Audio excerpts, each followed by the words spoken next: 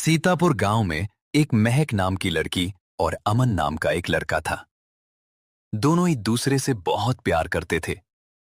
एक दिन अमन महक से मिलने आया। सॉरी सॉरी महक, आज फिर मैं आने में लेट हो गया। कोई बात नहीं अमन, मैं समझती हूँ, लेकिन देखना, शादी के बाद मैं तुम्हारी सारी जिम्मेदारी बांट लूंगी। महक एक अच्छी खासी मिडिल क्लास फैमिली से थी, वहीं अमन एक गरीब परिवार से था। साथ ही साथ अमन का परिवार काफी ज्यादा बड़ा भी था, लेकिन इसके बावजूद भी महक को अमन से शादी करने में कोई दिक्कत नहीं थी, जिसके चलते महक अपने माता पिता को अमन और उसके परिवार वालों के बारे में बात करती है। महक बेटा, तुम इतने बड़े परिवार वालों के साथ एडजस्ट कैसे करोगी? बिल्कुल ठीक कह रही हैं तुम्हारी माँ। और तो और उनकी फाइनेंशियल कंडीशन भी इतनी अच्छी नहीं है। माँ पापा, मैं अमन से बहुत प्यार करती हूँ और मैं सिर्फ उसी से ही शादी करूंगी। अब देखना, शादी के बाद भी मैं ऐसे ही खुश रहूंगी। अपनी बेटी की खुशी के आगे अश्विनी और अमर इस शादी के लिए मान जाते हैं, जिसके बाद दोनों मिलकर धूमधाम से अपनी बेटी की शादी करते हैं। महक अपने ससुराल आ जाती है, जहां सभी उसका बड़े प्यार से गृह प्रवेश करते हैं। सारी रस्में होती हैं और सबके सोने का वक्त होता है। माँ जी, क्या पूरा परिवार साथ में ही सोएगा? हाँ बहू, गर्मी का वक्त है ना, तो कोई बाहर भी नहीं सो सकता है। ऊपर से एक ही पंखा है। अपनी सास संगीता की बात सुन महक और कुछ नहीं कहती, जिसके बाद कमरे में जहां एक तरफ सारे मर्द सोते हैं, वहीं दूसरी तरफ सारी औरतें। इतने बड़े परिवार के साथ एक छोटे से कमरे में रहना और एक मामूली पंखे की हवा के नीचे सोना महक के लिए आसान नहीं था, जिसके चलते थोड़ी देर में महक को घुटन शुरू हो जाती है और महक बाहर आकर उल्टी कर देती है, जिसे देख अमन उसके पीछे जाता है। महक, तुम ठीक तो हो ना? मैं जानता था तुम्हारी ऐसी ही हालत होगी, मुझे माफ कर देना महक। इसमें तुम्हारी क्या गलती? वो अभी मैं नहीं हूं ना, इसीलिए मुझे इन चीजों की आदत नहीं है। धीरे धीरे आदत पड़ जाएगी। महक की हालत देख अमन को काफी बुरा लगा। गर्मी में इतने बड़े परिवार में रहने की वजह से महक को कोई न कोई परेशानी होती ही रहती थी। अरे बहू, मेरे लिए थोड़ा सा दलिया बना दे, पेट खराब सा हो रहा है, खाना नहीं खाऊंगा मैं। बड़ा परिवार होने की वजह से सबकी फरमाइशों का खाना महक को बनाना पड़ता था, जिसके चलते बेचारी महक को आधे से ज्यादा दिन चूल्हे पर बैठकर खाना बनाना पड़ता था। बाप रे बाप, कितनी ज्यादा गर्मी है। इतनी गर्मी में भला कोई आंगन में कैसे कपड़े धो सकता है?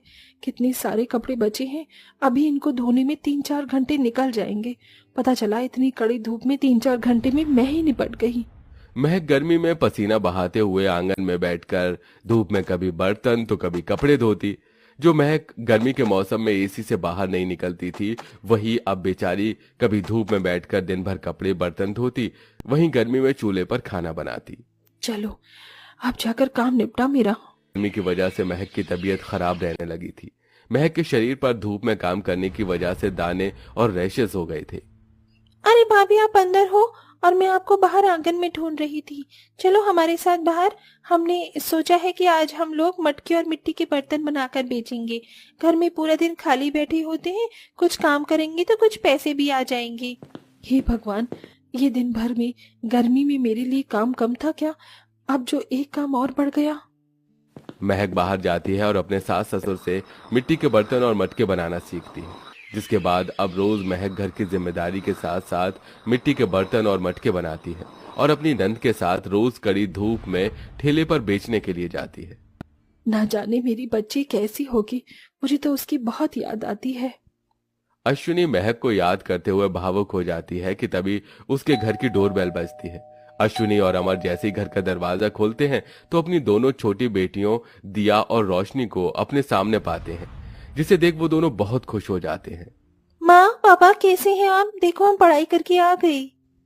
मेरी बच्चियों, कैसी हो? पता है हमने तुम्हें कितना याद किया। लेकिन हमसे ज्यादा याद नहीं किया होगा। वैसे महक दीदी कहाँ है?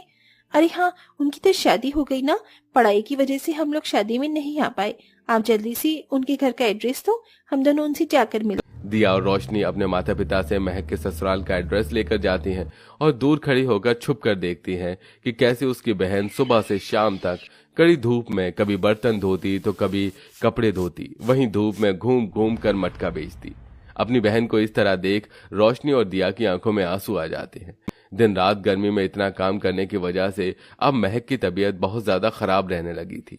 महक, मुझे माफ कर देना, मैं चाहकर भी तुम्हारे लिए कुछ नहीं कर पा रहा हूँ। दिन रात मेहनत करता हूँ कि एक छोटा कूलर या फ्रिज ले लूं, लेकिन अभी तक नहीं ले पाया। वहीं दूसरी तरफ रोशनी दिया से अब अपनी बहन की ऐसी हालत देखी नहीं जाती, जिसके चलते अगले दिन ही रोशनी और दिया एक ट्रक में सामान लिए महक की ससुराल पहुंचती है।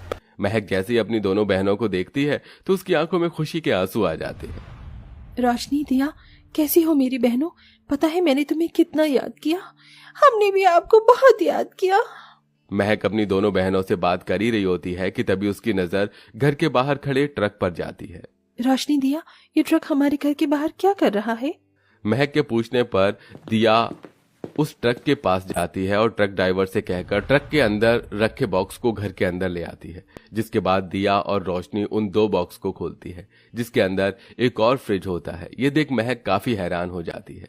ये देखिए, हम आपके और आपके परिवार वालों के लिए क्या लेकर आए हैं, एसी और कूलर। अब गर्मी में आपके पूरे परिवार को न ही तो सोना पड़ेगा और न ही किसी को ठंडे पानी के लिए तरसना पड़ेगा। लेकिन रोशनी, दिया, ये तुम दोनों क्यों लेकर आई हो? हम लोग ये नहीं रख सकते, इसे तुम वापस ले जाओ। दीदी, ऐसा मत कहो। ये देखकर हम आप पर या आपके ससुराल वालों पर कोई एहसान नहीं कर रहे हैं। शादी में तो बहनें एक दूसरे को गिफ्ट देती है ना, तो आप इसे हमारा एक छोटा सा गिफ्ट समझकर रख लीजिए। हाँ दीदी, प्लीज हमारे लिए। अपनी दोनों बहनों के बार बार जिद करने पर महक एसी कूलर रख लेती है, जिसके बाद अब महक का पूरा परिवार आराम से एसी की ठंडी हवा में सोता है और फ्रिज के ठंडे पानी को पीता है, जिसके चलते अब महक की तबीयत भी ठीक रहने लगती है। वहीं दिया रोशनी पैसों से भी महक के परिवार की मदद करती है, जिससे अब अमन एक अपना छोटा मोटा बिजनेस खोल लेता है और अब धीरे धीरे उनकी फाइनेंशियल कंडीशन भी ठीक होने लगती है।